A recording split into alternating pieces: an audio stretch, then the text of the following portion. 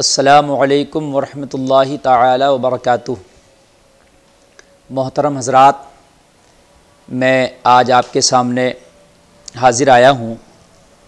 मुझे कुछ चीज़ों की वजाहत करना है।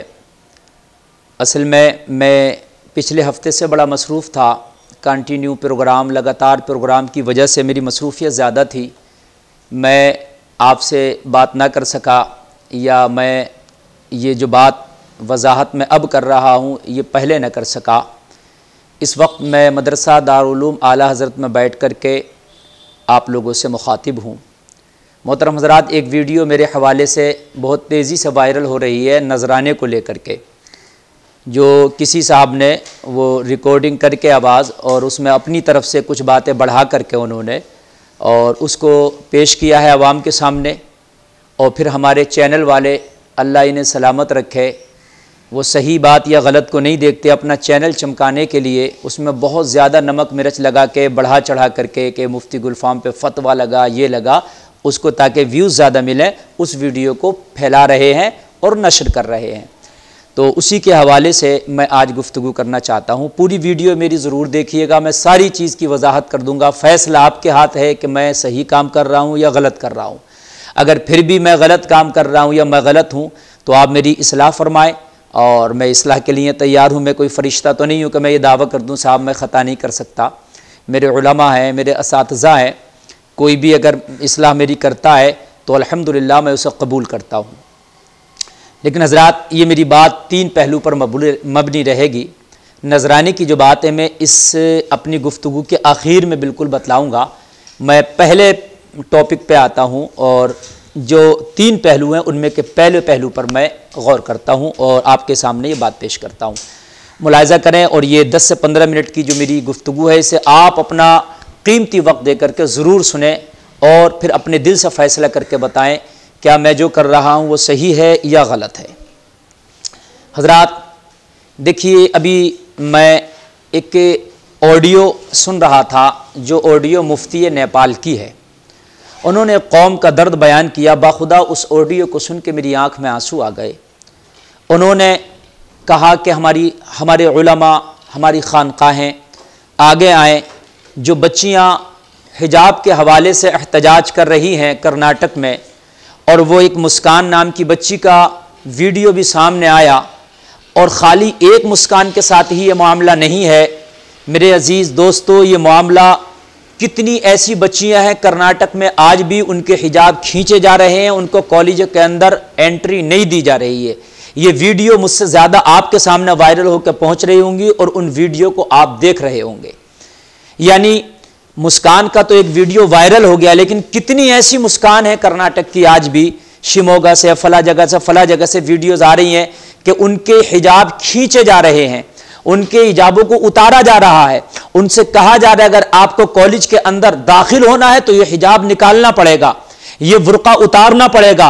वो बच्चियां चीख रही हैं। उनमें तो बयान आया कुछ बच्चियों का कि या तो हमारे उलमा मस्जिदों के मिंबर से खड़े होकर ये ऐलान कर दें कि तुम अपना हिजाब उतार दो, अपना नकाब उतार दो, और अगर ये ऐलान नहीं कर सकते तो फिर हमारा सपोर्ट करो। उन्होंने ये अलल ऐलान कहा कि हम सारे उलमा से गुजारिश करते हैं या तो खुल के हमारा सपोर्ट करो। हम बच्चियां तनहा क्या करें, हम अकेली क्या करें, किस किस से लड़ें। फिर मीडिया पर डिबेट होती है तो मीडिया पर यह कहा जाता है कि भाई वहां की तो यूनिफॉर्म ऐसी है, वहां का तो कल्चर और पहनावा यह है, वहां की तो ड्रेस ये है, लिहाजा ड्रेस की वजह से उनको बुर्का उतारना पड़ेगा, नकाब उतारना पड़ेगा, हिजाब उतारना पड़ेगा।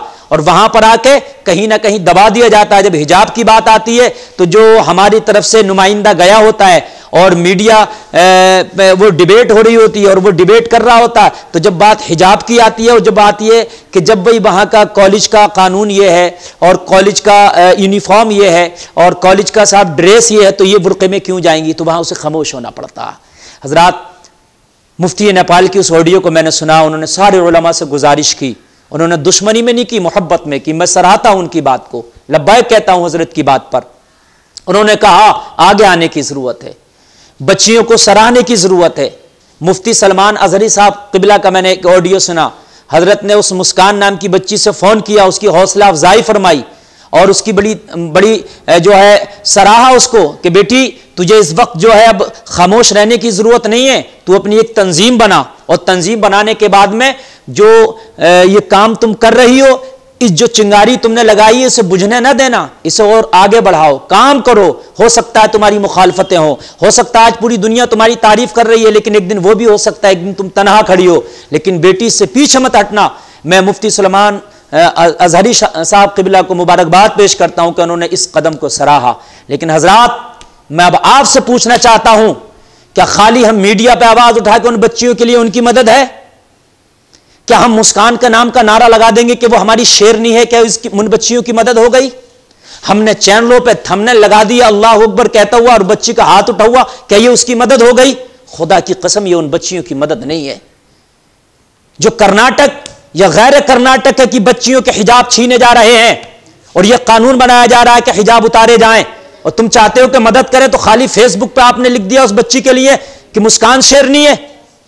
आपने लिख दिया कि मुस्कान ने देखो इतनी भेड़ियों के दरमियान में भी नारे तकबीर के अल्लाह अकबर की सदा को बुलंद किया, कि ये उसकी मदद है। रब्बे काबा की कसम, ये खाली जोशीली बातें हो सकती हैं तुम्हारी, लेकिन ये उन बच्चियों की मदद नहीं है। आज ये दिल का दर्द मैं बयान कर रहा हूं।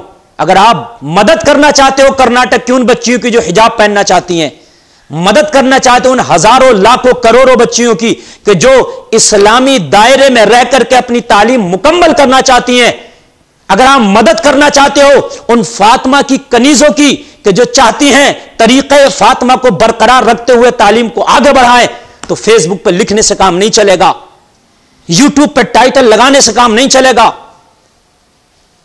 खाली मुस्कान मुस्कान करने से काम नहीं चलेगा। काम इस चीज से चलेगा। मैं हाथ जोड़ के आपसे गुजारिश करता हूं कि इस मेरी आवाज को जितने लोग सुन रहे हो, काम इस चीज से चलेगा कि ऐसे इदारे खोलो कि जिन इदारों के अंदर तुम्हारी बच्चियां शरीयत के दायरे में रहकर के तालीम हासिल कर सके। इदारों की जरूरत है। कौम मुस्लिम में अमीर लोगों की कमी नहीं है। हजार तरीके के आप बिजनेस कर रहे हो, मेरे भाइयों, आप एक बिजनेस अपना कम करो, मगर उसमें एक तालीमी इदारा खोलो, बड़े इदारे खोलो, और उन इदारों में हर तरह की तालीम होनी चाहिए। डॉक्टर से लेकर इंजीनियर तक, इंजीनियर से लेकर प्रोफेसर तक बेहतरीन तालीम का इंतजाम हो, और उसमें आपकी बच्चियां पढ़ रही हो, और उसकी यूनिफॉर्म और उसकी ड्रेस में आप बुर्का शर्त कर दो, शर्तिया तौर पर आप बुर्का वहां पर कर दो कि यहां की ड्रेस में, यहां की यूनिफॉर्म में बच्चियों को बुर्के में आना पड़ेगा।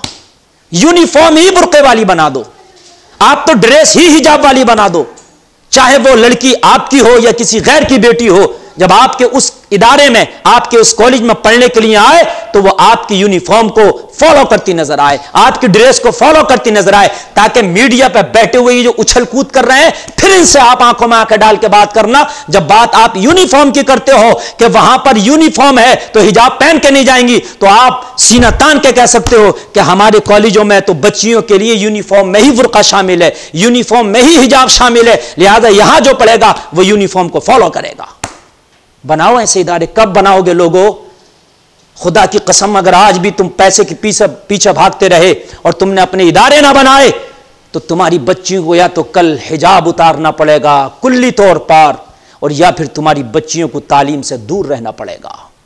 और आज मसला ये बच्चियों का है, कल तुम्हारे बच्चों का भी आ सकता। हो सकता है तुम्हारे बच्चे किसी के कॉलेज स्कूल में पढ़े, वहां सुबह सुबह सूर्य नमस्कार करना लाजमी करार दे दिया जाए, सुबह ही सुबह पूजा करना लाजमी करार दे दी जाए। क्या करोगे?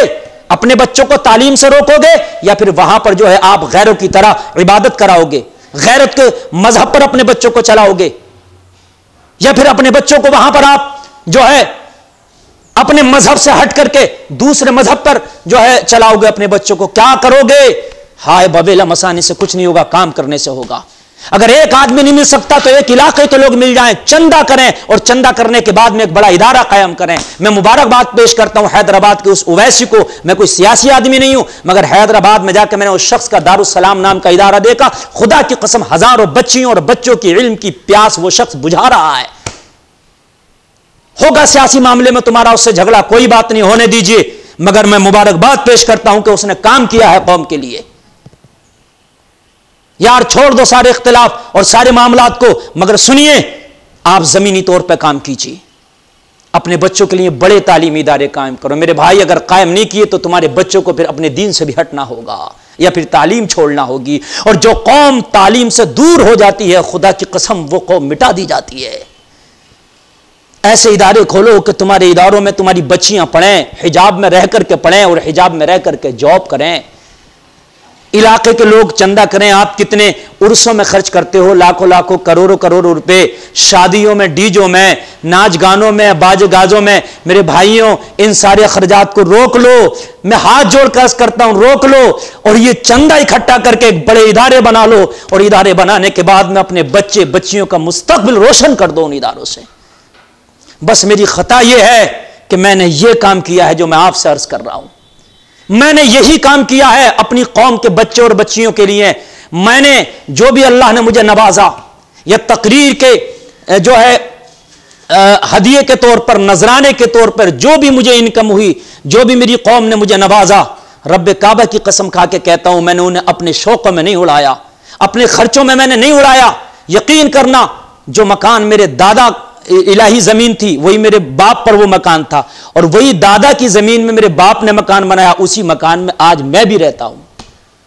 मेरा कोई अलग से एक कमरा नहीं साबित कर सकता कि कहीं मैंने कोई दूसरा मकान शहर में या कहीं भी बना लिया हो। जिस दिन से मुझे शोहरत और मकबूलियत मिली, मुझे अल्लाह ने नवाजा, मैंने ये पैसा एक जगह इकट्ठा करके दारुल उलूम आला हजरत की शक्ल दे दी उस मदरसे को। मैंने उसी मदरसे में बैठ करके आज ये मैं वीडियो बना रहा हूं। आप छोटे छोटे लोगों को देखें, उनके फ्लैट, उनके मकान, उनकी बड़ी बड़ी प्रॉपर्टियां हैं, मगर मैंने दारुल उलूम आला हजरत 2017 में इसको मैंने बनाना शुरू किया। और खुदा की कसम, ये दारुल उलूम आला हजरत ऐसा इदारा, आप आकर के देखिए, 4 से 5 साल की मुद्दत में ये इदारा ऐसे बनकर खड़ा हुआ है। शायद मेरी नजर में नहीं है कि 4 से 5 साल की मुद्दत में एक इतना बड़ा इदारा बनकर तैयार हो जाए। और जो इदारा मैंने दारुल उलूम आला हजरत बनाया है, इसके अंदर इंग्लिश मीडियम से पढ़ाई होती है। मैंने सीबीएसई बोर्ड से मान्यता के लिए अप्लाई किया है। 2 साल से लॉकडाउन लगा है, इस वजह से मेरी अभी मान्यता नहीं हो पा रही है, मान्यताएं बंद हैं। लेकिन सीबीएसई बोर्ड के लिए मैंने अप्लाई किया। मदरसे में मदरसा बोर्ड से भी मान्यता और सीबीएसई बोर्ड से भी मान्यता। यानी हमारे दारुल उलूम आला हजरत में पढ़ने वाला लड़का और लड़की डॉक्टर बनना चाहे, इंजीनियर बनना चाहे, प्रोफेसर बनना चाहे, पायलट बनना चाहे, जो चाहे वो कर सकता है। इसमें पढ़ने के बाद में बेहतरीन इंग्लिश पढ़ेगा और बेहतरीन अरबी पढ़ेगा, बोलेगा वो। आपको यकीन ना है, कभी मेरे मदरसे का दौरा कीजिए और आप मदरसे में आके बच्चों की पढ़ाई देखिए। मैंने नेट पे भी डाला, बच्चों की अपडेट करता रहता हूं। बेहतरीन पढ़ाई कवायद के साथ होती है। अल्लाह सलामत रखे हुजूर अमीन मियां किबला को। उन्होंने अलबरकात नाम से एक महरारा शरीफ में इदारा कायम किया। ऐसे इदारों की जरूरत है। अब खाली हम दीनी तालीम पर फोकस करें तो फिर दुनियावी तालीम के लिए हमारे बच्चे बच्चियां कहां जाएंगे। हुजूर अमीन मियां ने जैसे अलबरकात नाम का इदारा खोला, बेहतरीन उसमें जो है इंग्लिश और उसमें बेहतरीन दीनियात भी सिखा दिया जाता। इस तरीके के इदारे खोलने की जरूरत है। मैंने दारुल उलूम आला हजरत को इसी तरीके पर, इसी पैटर्न पर चलाया है। जितनी मेरी इस्तात है, जितनी मेरी हैसियत है। मेरा तो उस बूढ़ी औरत वाला मामला है जो हजरत यूसुफ को खरीदने रुई का गिट्टा लेके सरे बाजार जा पहुंची थी।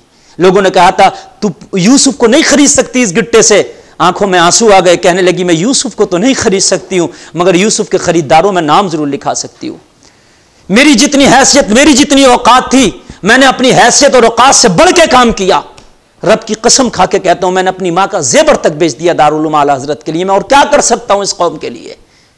मैंने अपने शौक को कुर्बान कर दिया। मैंने कोई अपने घर नहीं बनाए, मैंने कोई बंगले नहीं बनाए, और मैंने दारुल उलूम आला हजरत में मां का जेबर तक बेच करके लगा दिया। आज इतनी बड़ी बिल्डिंग है, इतनी बड़ी बिल्डिंग है, शायद दारुल उलूम आला हजरत जैसी जिला रामपुर में कोई दूसरी सुन्नी इदारे की बिल्डिंग ना हो। आप आकर के देखें। 2 साल से तकरीबन लॉकडाउन है, इसलिए पढ़ाई भी मुतासिर है। इसमें तकरीबन 300 बच्चे बच्चियां पढ़ते थे, लेकिन आज वो उतने नहीं है। मजबूरी है, नहीं रख सकते इतने बच्चे। अल्लाह हालात बेहतर करे तो मेरा टारगेट है इस मदरसे में तकरीबन 5000 बच्चे बच्चियों को पढ़ाऊं, जिसके अंदर बीटेक भी हो, जिसके अंदर एलएलबी भी हो, जिसके अंदर मैं चाहता हूं कि सारे कोर्सेज इसके अंदर रख दिए जाएं। मेरे ये अरमान है, ये जज्बे हैं मेरे कौम के लिए। और इंग्लिश मीडियम की पढ़ाई इसमें बच्चों को दे रहे हैं। मैं और क्या दे सकता हूं इस कौम के लिए। मैंने ये किया है। लोगों, अगर तुमने किसी मौके पर मुझे नजराना दिया भी है, अगर किसी मौके पर मुझे नवाजा भी है तो वो मैंने तुम्हारे लिए काम किया। मैं अपनी कब्र में दारुल उलूम आला हजरत को नहीं ले जाऊंगा।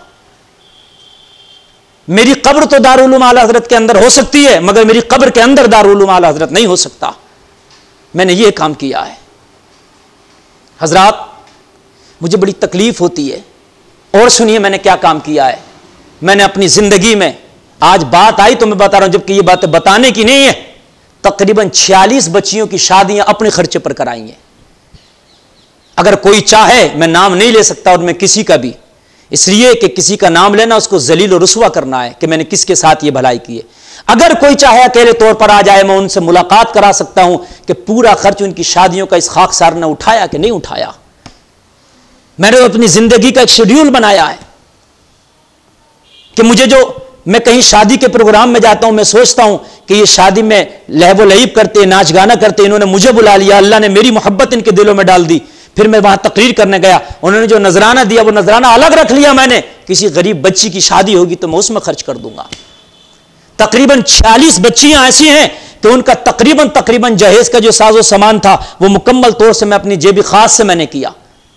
क्या मैं बताता फिरूं, मैं अखबारों में फोटो खिंचवाता फिरूं कि मैंने इस बच्ची की शादी कराई, मैं जलील कराता फिरूं और तंजीमों की तरह? और मेरा टारगेट है कि अपनी जिंदगी में मैं हजारों शादियां करा जाऊं। मेरा तो यह टारगेट है कि मैं इस तरीके का एक अपने मदरसा दारुल उलूम आला हजरत में इस तरीके का एक महकमा कायम करूं कि जो गरीब शख्स है वो आए और आने के बाद में अपना नाम, एड्रेस, पता लिखा जाए, अपनी बच्ची का रिश्ता वो खुद कर ले जाके जहां भी उसे करना है, और उसकी बच्ची का पूरा खर्च हमारी तंजीम की जानिब से, और जो मैं टीटीएस का सूबाई सदर हूं, हमारी टीटीएस तहरीक की तरफ से जो है उसका खर्च उठाया जाएगा और उसकी जिम्मेदारी अल्हम्दुलिल्लाह मैं लूंगा। यह मेरी सोच है।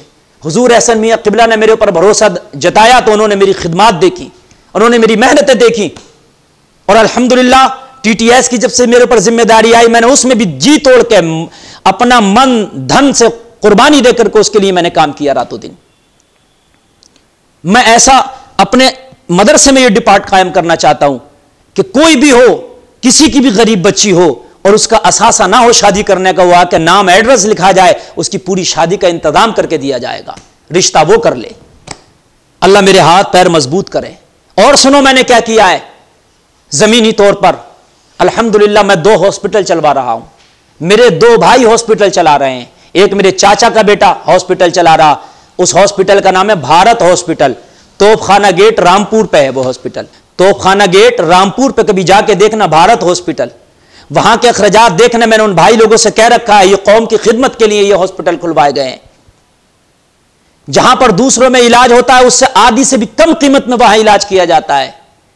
अब बताओ और क्या कर सकता हूं।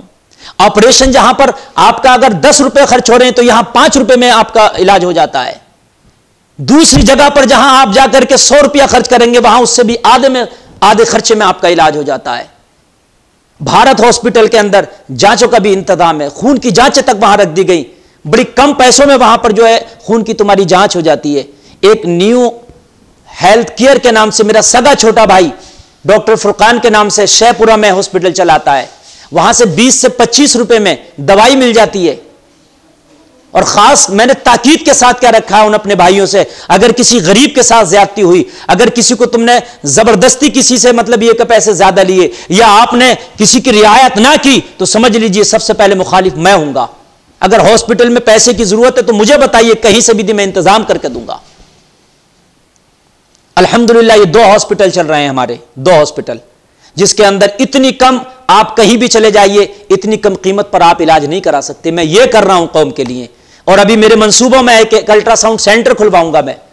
जो अल्ट्रासाउंड आपका 800 रुपए में होता है, इंशाल्लाह वो 200 रुपए 300 रुपए में कराया जाया करेगा। ये मेरे मंसूबे में है, लेकिन अभी मेरे हाथ पैर उतने मजबूत नहीं है, लेकिन कराऊंगा अगर अल्लाह ने मुझे जिंदगी दी तो। मैं खाली वो मौलाना नहीं हूं कि मैं बस खाली अपना टिफिन देखूं और अपना टिफिन देखने के बाद में अपना खाना और अपने बच्चों का खाना देखने के बाद में और जो है मैं साहब जिंदगी गुजार के चला जाऊं। खुदा की कसम मैंने कौम के ऊपर गहरी नजर डाली है। हजरात, मैंने हड्डा नहीं लटकाया अपनी जमीन, अपनी गले में। मैंने वो एक बुजुर्गों की मिसाल है ना कि हड्डा ना लटकाओ, गोश्त खाना है तो गोश्त खाओ। मैंने हड्डा नहीं लटकाया, ऐलान नहीं किया है, लेकिन जो काम है आप देख सकते हैं। आप भारत हॉस्पिटल जाकर के देख सकते हैं किस तरीके से उससे मैं खिदमत करा रहा हूं। उसके जरिए से न्यू हेल्थ केयर आप सेंटर देख सकते हैं जो मेरा भाई चलाता है, दारुल उलूम आला हजरत आप देख सकते हैं, ये जो बच्चियों की मैं शादी कराता हूं वो देख सकते हैं आप। इस काम की जरूरत है। अगर ये मैंने गलती की है, ये मदरसे बना करके, अगर ये इतना बड़ा दारुल उलूम आला हजरत बना करके मैंने गलती की है, तो मैं अपनी गलती को एक्सेप्ट करता हूं, लेकिन आपसे गुजारिश करता हूं कि एक गलती आप भी कर लो, आपकी आने वाली बच्चियां दुआएं देंगी।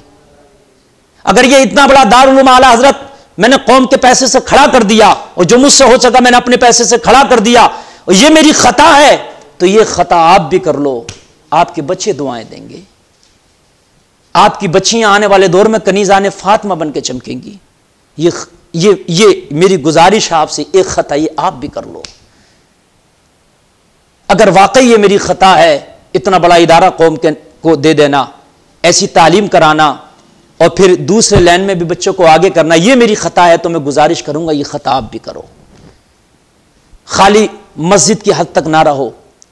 सारे उलमा मेरे सर का ताज हैं, मेरी तो कोई हैसियत औकात नहीं, मगर मैं गुजारिश करता हूं, मैं आवाम से भी गुजारिश करता हूं, अगर ये मदरसा बनाना इतना बड़ा, किसी साहब ने उस वीडियो में ये भी कहा कि वो मदरसा बना लिया तो उन्होंने क्या कमाल किया, वो तो जो है चंदे की अपील करते हैं, फोन पे के जरिए, गूगल पे के जरिए लोग उनका मदद करते हैं। तुम भी बना लो गूगल पे, फोन पे, मैं गुजारिश करता हूं, मगर ये खता कर लो। हजरात, फोन पे और गूगल पे से मदरसे नहीं चलते। अगर गूगल पे और फोन पे से मदरसे चल जाया करें ना, तो फिर बहुत आसान हो जाए। बड़ा मुश्किल काम है मदरसे चलाना, इदारे चलाना बहुत मुश्किल काम है। जो चलाता उसके दिल से जाकर पूछो। हाँ, मैं उन लोगों का शुक्रगुजार हूं कि मेरी बात पर लब्बाइक कहते हैं। कितने मेरे भाई ऐसे हैं जो गूगल पे, फोन पे के जरिए मदरसे की मदद जरूर करते हैं, लेकिन जितनी जरूरियात मुकम्मल मदरसे की है, खुदा की कसम इतनी नहीं हो पाती है।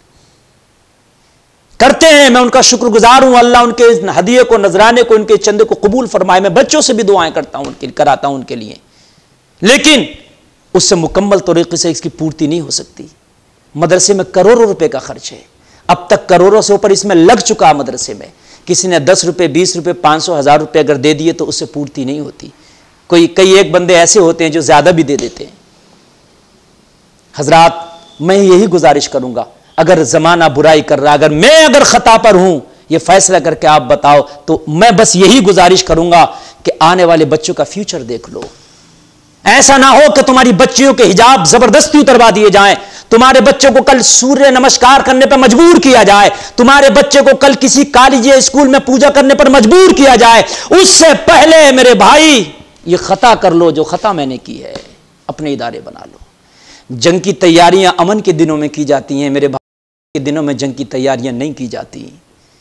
जब ये चीज तुम्हारे सर पर आएगा तो कॉलेज कोई लुकमा नहीं है मुंह का के उठा के तुम मुंह में लुकमा दे लिया उतनी जल्दी कॉलेज बना के तैयार कर दोगे, देर लगती है।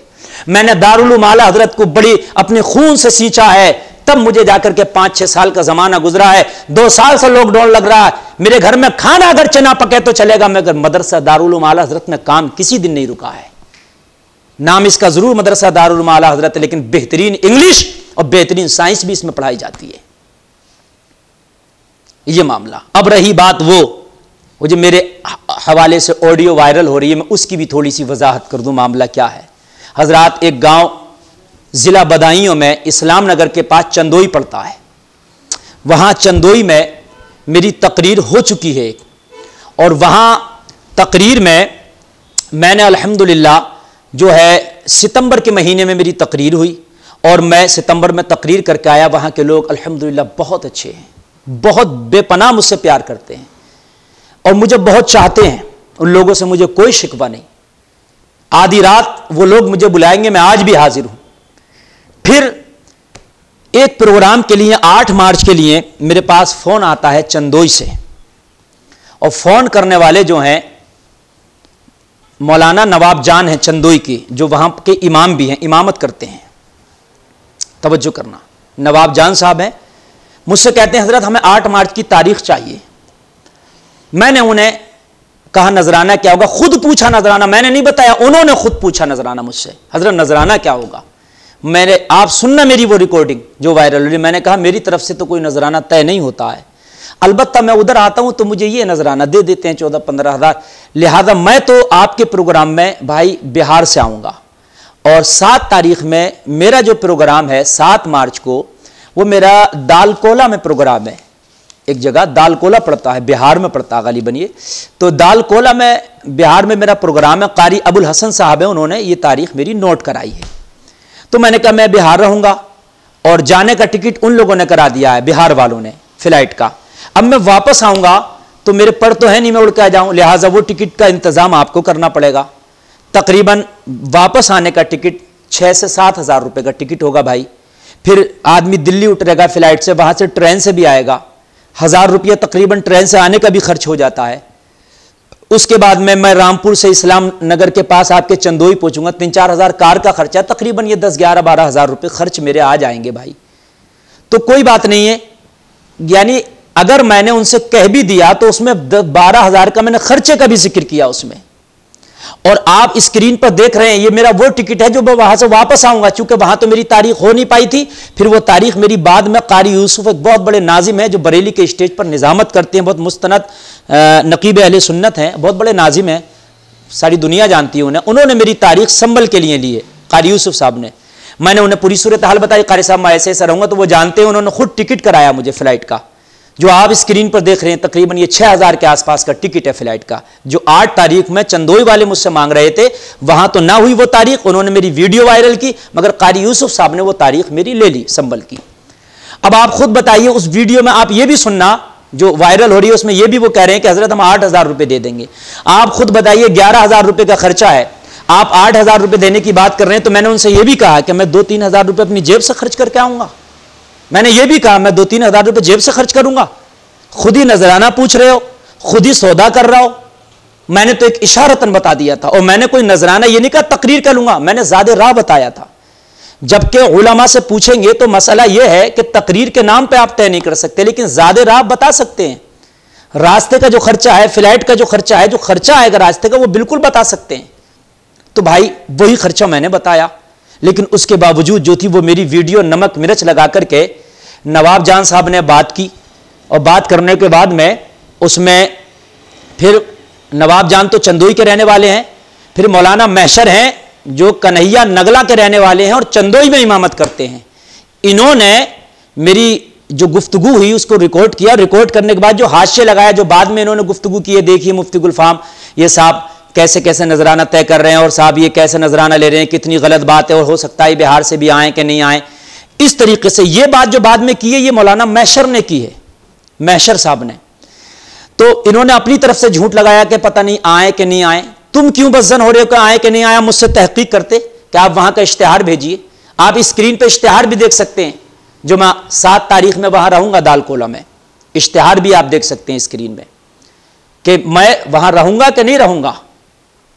तो आप तहकीक करते, आपने कैसे समझ लिया कि मैं वहां नहीं रहूंगा? आपने कैसे समझ लिया मैं रामपुर से आऊंगा? तो उन्होंने फिर महशर साहब ने, मौलाना महशर साहब ने उसमें नमक मिर्च लगाया और कुछ बातें झूठ अपनी तरफ से शामिल की उन्होंने कि साहब क्या पता वो वहां से आए कि नहीं आए।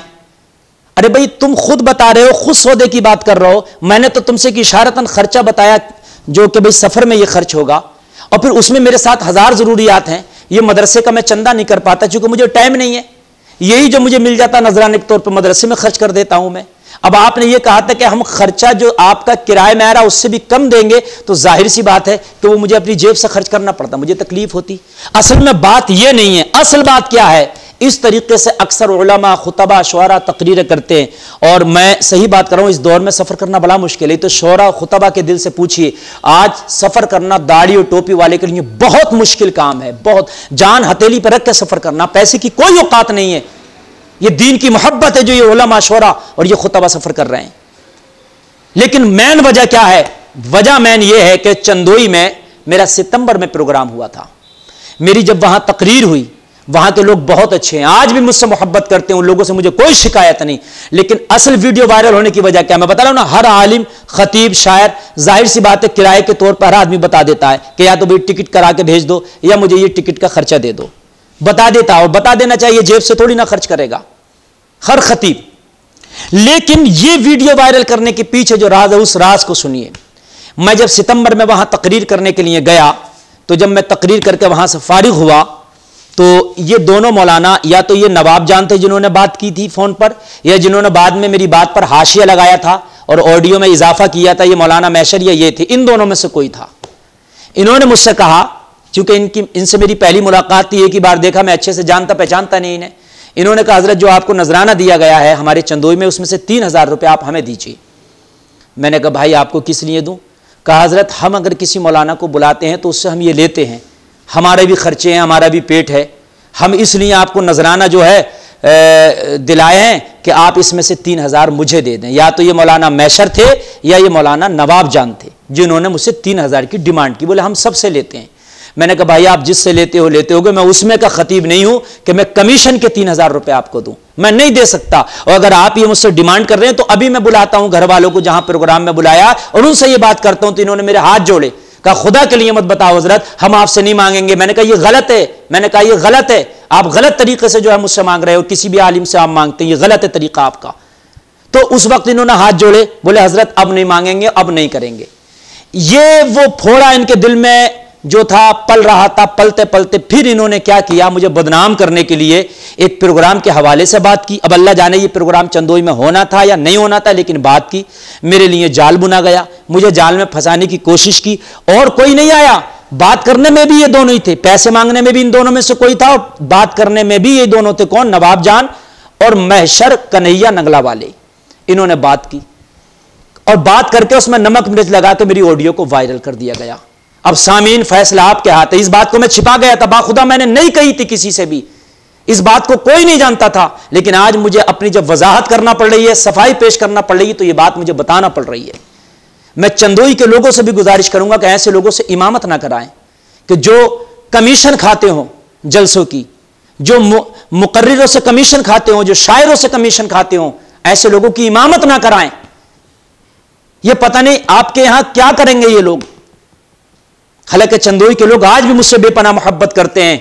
एक साहब का आज भी मेरी तारीख के लिए फोन आया, वो खाली नहीं थी। इंशाअल्लाह मैंने उनसे कहा जिंदगी रही तो मैं जरूर आऊंगा आपके यहां प्रोग्राम में।